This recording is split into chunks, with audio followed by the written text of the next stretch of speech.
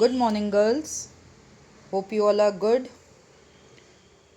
Children, please start studying and preparing for your coming exams. Portion has been already sent in the class groups. Okay. Now, today, children, we will do a topic from your grammar book that you can see on your screens, modal verbs. Okay. Children, you know that there are three kinds of verbs. Action verbs, which express the action of the subject, something that is done, okay, to the subject. Like you can see, I gave her a pencil. So what is the verb there? Gave. Okay, and what is the object that is being given? A pencil.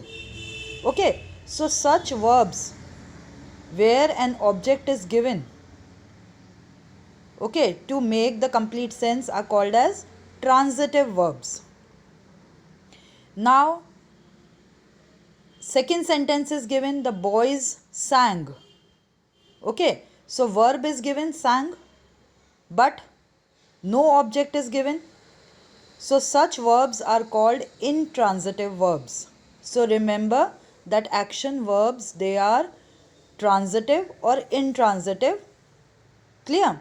Now linking verbs. These verbs, children, they connect the subject to its complement. Just look at the example, he looks tired.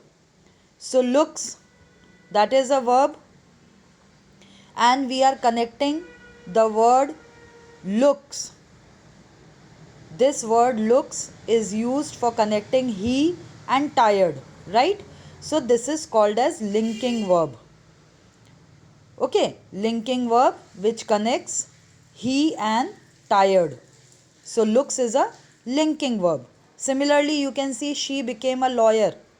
So she and a lawyer is linked by the verb became. So that is linking verb.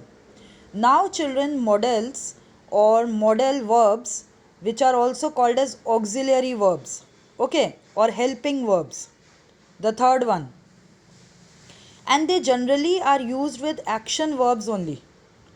Okay, like you can see, Geeta is eating breakfast. They were eating breakfast together. Okay, do you want tea? So here is, that is a helping verb, auxiliary verb, and it is used with the action verb eating. Okay, or they were eating, so were is helping verb. Similarly, doesn't is a helping verb. Okay, so these helping or auxiliary verbs, they are used with the action verb to show the tense or the time of an action. Okay, now modal verbs, children, they are also auxiliary verbs. Listen carefully. And they are used for expressing, you can read on page number 93, they are used for expressing ability, permission, request, or possibility. And children, remember, modal verbs will always be used with first person or present form of verb.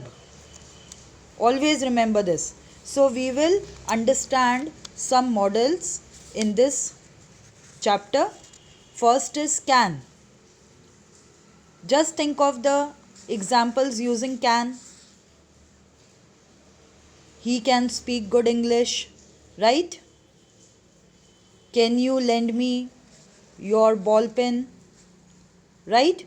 So children, can, the first usage is to express ability. Okay, it shows the ability.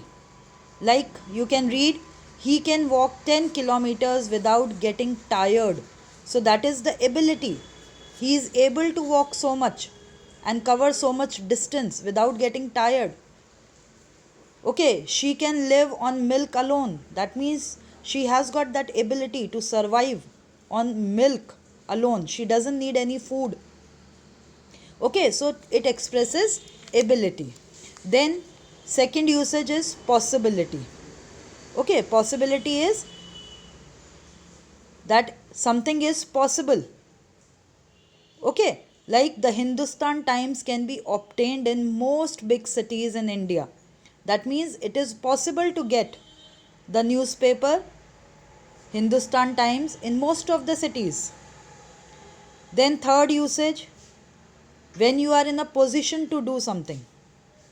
Okay, when you are in a position to do something, like, can you lend me rupees 100? That means, are you in a position or are you having that much amount? Okay, so can you lend me rupees 100? Then for permission also we can use, you can play now. That means you are allowed to play now. You are permitted. Can I go to the cinema tonight? Okay, so you are seeking permission here. Then children, we can use it to show that you have the right to something. Okay, like being a member of the library, you can borrow books from there. So that means being a member, you have a right to borrow the books. Okay, so we can use it for or show, or to show that you have the right to something. Clear?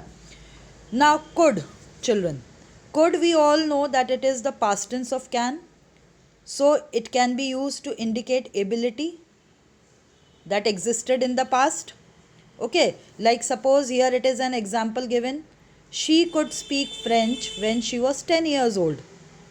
That means when she was 10 years old, she had that ability to speak French. So could will be used in the past to indicate the ability that existed in the past. Okay, then we use it in the indirect speech also. Direct and indirect speech we have studied in previous classes. Direct speech, the dialogues which are given in the quoted form or inverted commas. Okay, and indirect speech is when we remove the commas. So in indirect speech also we can use could. Okay, then children, on page number 94 it is given that could can be used to express possibility. So here also we discuss the case of possibility. That means an accident could easily happen. That means there are chances for an accident to happen. Okay, possibility means when there are chances of something to happen. Similarly, to ask polite questions, we can use could. Okay, like could you lend me rupees 100 for a week? Okay, so for asking some polite questions, we can ask or we can use the word could. Clear?